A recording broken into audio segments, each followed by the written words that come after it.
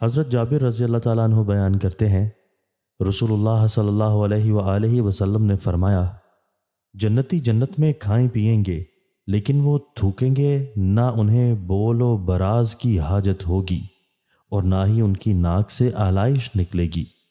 صحابہ رضی اللہ تعالیٰ عنہ نے عرض کیا، تو پھر کھانا کدھر جائے گا؟ فرمایا، ڈکار اور پسینہ کستوری کی طرح ہوگا، وہ اس طرح آسانی اور تسلسل کے ساتھ تسبیح و تحمید کریں گے جس طرح تم سانس لیتے ہو۔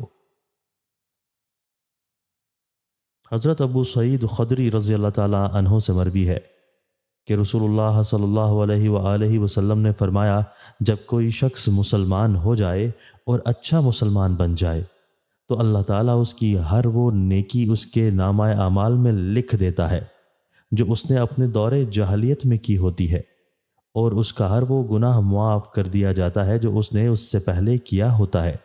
پھر اس کے بعد اس کو اس کے اعمال کا بدلہ ملے گا۔ نیکی کا ثواب 10 گناہ سے 700 گناہ تک ہوگا، اور برائی کا بدلہ برائی کے برابر ہی ہوگا۔ ہاں، اللہ عز و جل چاہے تو اسے بھی معاف فرما دے۔